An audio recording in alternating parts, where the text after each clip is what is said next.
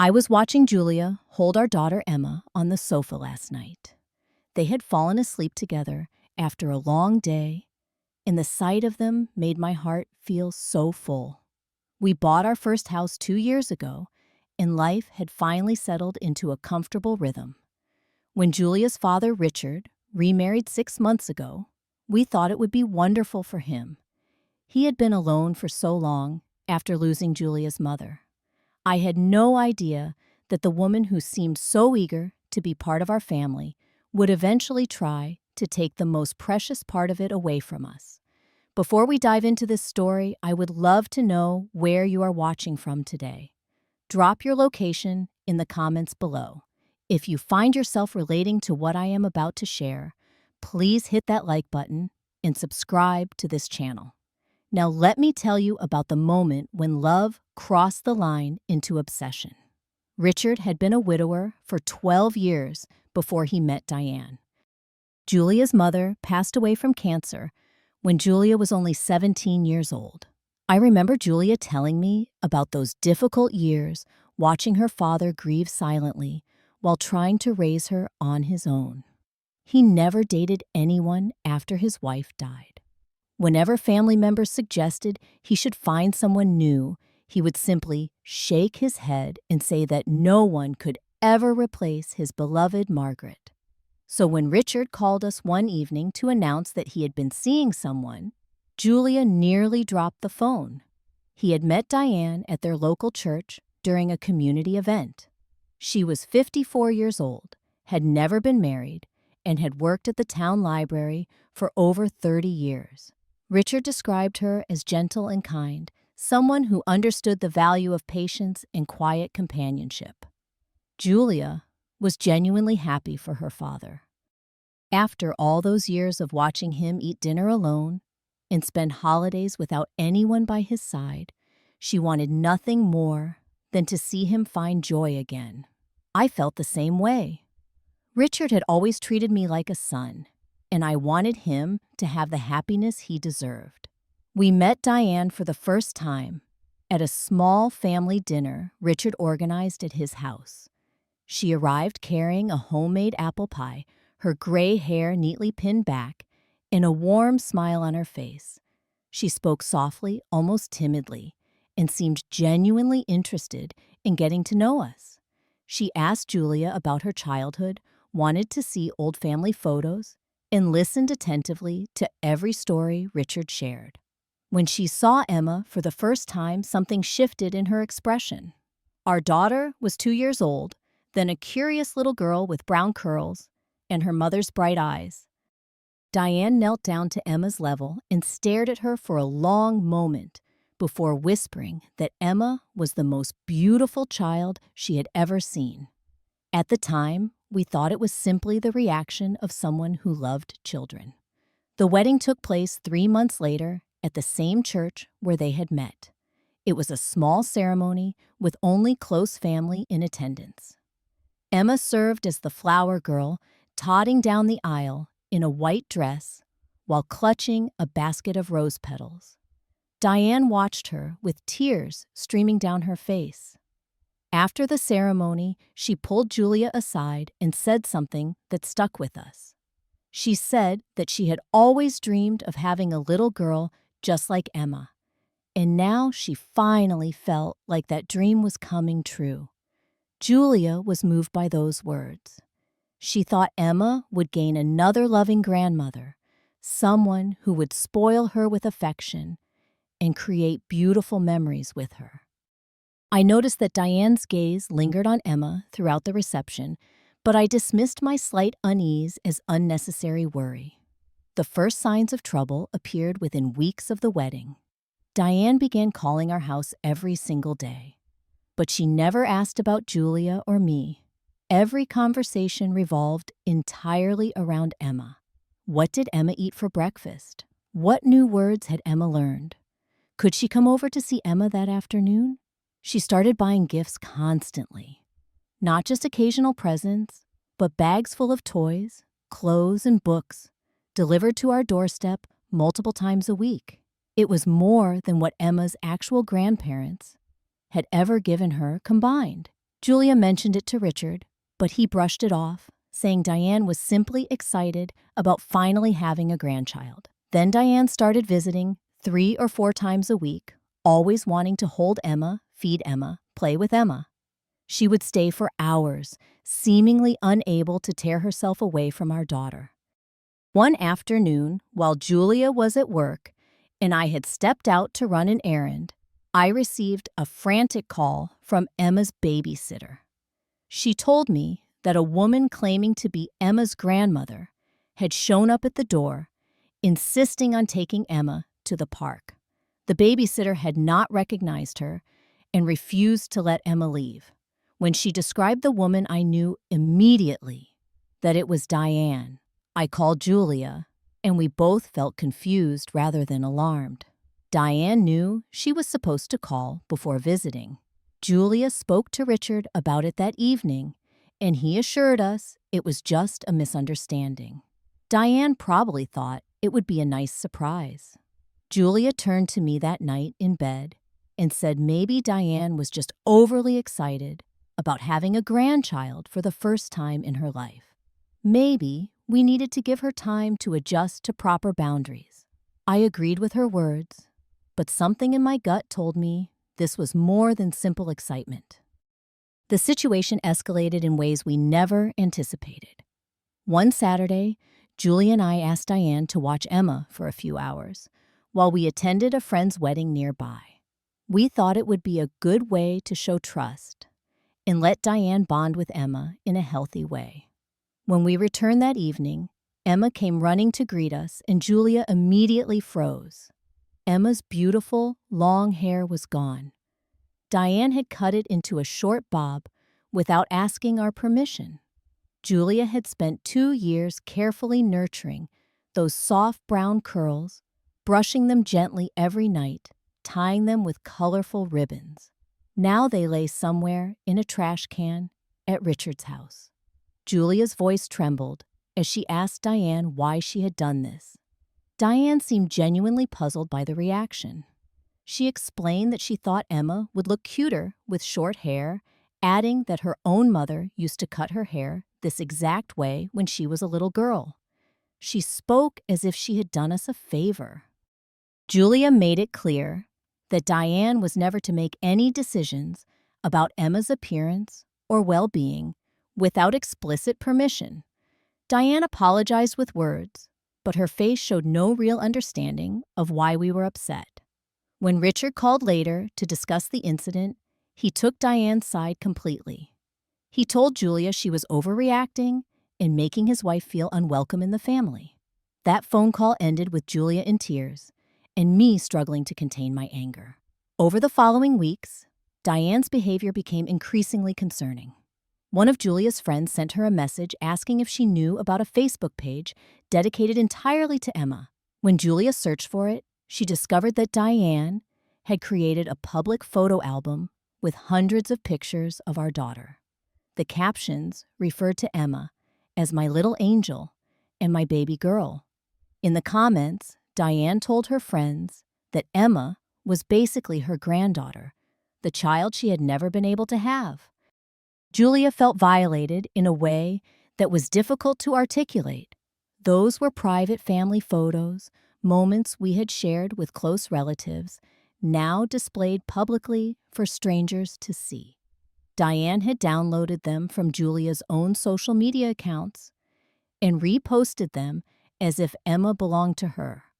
The matching outfits came next. Diane started purchasing identical dresses for herself and Emma, insisting they wear them together during visits.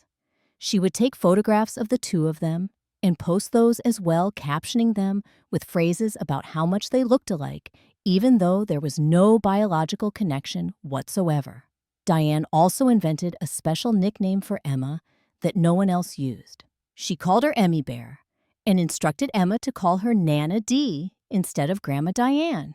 She wanted something exclusive, something that separated her relationship with Emma from any other grandparent.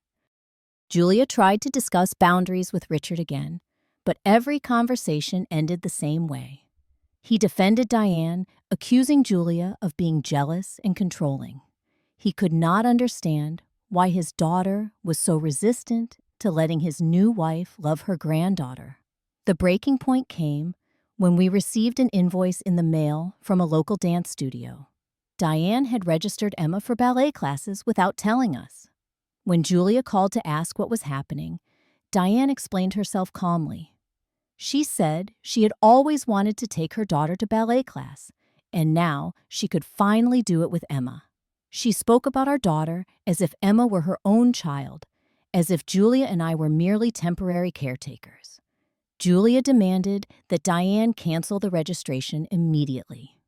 That night, Richard called to tell us that Diane had locked herself in the bedroom, crying because Julia was trying to take away her only joy in life. He called Julia heartless and said she had no compassion for a woman who had suffered the tragedy of never being able to have children. I held Julia while she cried that night. She felt guilty for causing pain, but also confused about why protecting her own daughter had become something to apologize for. I told her over and over that she had done nothing wrong, but I could see the conflict tearing her apart inside. Everything changed during Richard's birthday party. We had debated whether to attend at all, but Julia did not want to completely sever ties with her father. We arrived with Emma, dressed in a pretty blue dress, determined to be polite and keep the visit short. Halfway through the gathering, Emma needed to use the bathroom. Julia took her hand and led her upstairs to find one. She accidentally opened the wrong door, expecting a bathroom, but finding something that made her blood run cold. The room had been transformed into a complete nursery designed specifically for Emma.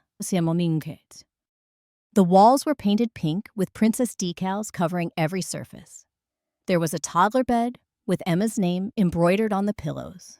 A wardrobe stood open, filled with clothes in Emma's exact size, many with the tag still attached. A bookshelf held all of Emma's favorite stories, duplicates of the books we had at home.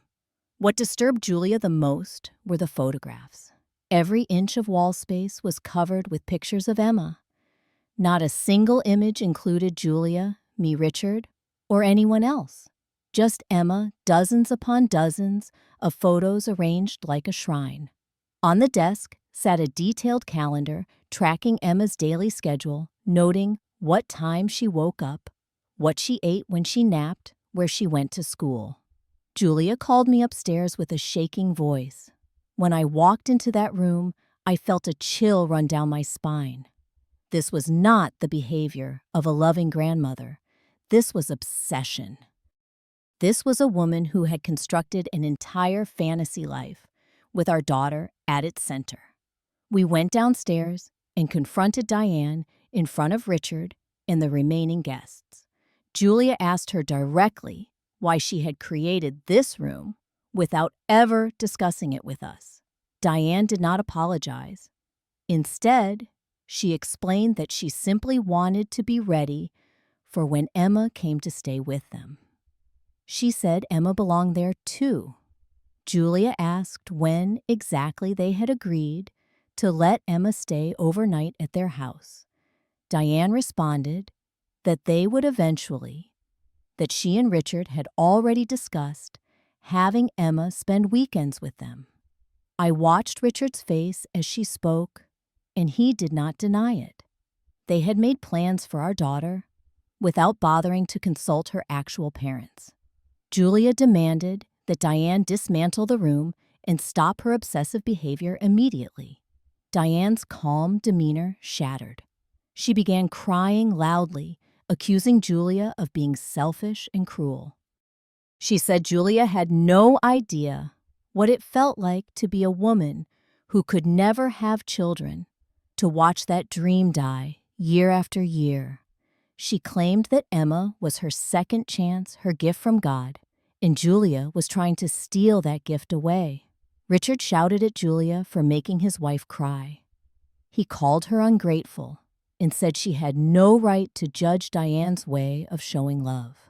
We left the party immediately, with Emma asking why Mommy was so upset. For 2 weeks after that confrontation, Julia refused to let Diane see Emma at all. We needed time to process what we had discovered and decide how to move forward. We thought perhaps the distance would help everyone calm down and gain perspective. Then I received a phone call from Emma's preschool that made my hand shake with fear. The teacher told me that a woman claiming to be Emma's grandmother had arrived to pick her up early. The woman insisted it had been arranged in advance and became agitated when the staff asked for verification. Thankfully, the school had a strict policy requiring phone confirmation before releasing any child to someone not on the approved list. The teacher called Julia, who was at work, and immediately knew something was wrong. By the time Julia arrived at the school, in a panic, Diane was still standing outside the gate waiting. Julia confronted her right there on the sidewalk. She asked Diane what she thought she was doing, trying to take Emma without permission. Diane looked at Julia with an expression I can only describe as cold determination. She said that Julia could not keep Emma away from her forever, that Emma needed her. Julia called the police. When officers arrived, they instructed Diane to leave and warned her about the seriousness of attempting to remove a child from school without parental consent. Richard called us later that evening, still defending his wife, insisting this was all a misunderstanding and that Julia was blowing everything out of proportion. That night, Julia made a decision. She would no longer wait for Richard to understand or for Diane to change voluntarily. She would take action to protect our daughter by any means necessary. Julia spent the next day compiling every piece of evidence documenting Diane's behavior. She gathered screenshots of the Facebook album photographs of the secret nursery she had taken with her phone records, of the unauthorized ballet registration, and a written timeline of every boundary violation since the wedding. She sent all of it to Richard in a detailed email with a clear ultimatum. Either Richard would ensure that Diane began seeing a mental health professional immediately, or Julia would pursue a formal restraining order against Diane. There would be no more discussions, no more excuses, no more second chances. Julia then contacted Emma's preschool to update the emergency contact list and provide photographs of Diane with explicit instructions that this woman was never permitted to pick up Emma under any circumstances. She changed the passwords on all our social media accounts and adjusted privacy settings to prevent any photos from being downloaded. I installed security cameras at our front door and along the driveway. Finally, Julia wrote a letter directly to Diane. In it, she explained clearly that while she understood Diane's pain over not having children, that pain did not give her the right to claim ownership of someone else's child. She outlined specific consequences that would follow if Diane attempted to contact Emma outside of supervised visits. She made it clear that this was not negotiable. When Julia finished all of this, she sat down at the kitchen table and exhaled for what felt like the first time in months. She had taken control of the situation instead of waiting for permission or hoping things would improve on their own. Whatever happened next, she knew she had done everything in her power to keep our daughter safe. Richard did not respond to Julia's email for 3 days. When he finally called, his voice sounded tired and defeated. He admitted that he had read everything Julia sent and taken Diane to see a doctor. She had been diagnosed with an attachment disorder stemming from decades of unresolved grief over her inability to have children. The doctor also identified signs of depression that had been building for years, masked by Diane's quiet and gentle exterior. Diane began therapy immediately. A few weeks later, she sent Julia a handwritten letter apologizing for her actions. She acknowledged that she had crossed lines she had no right to cross, and that her behavior must have been frightening for us.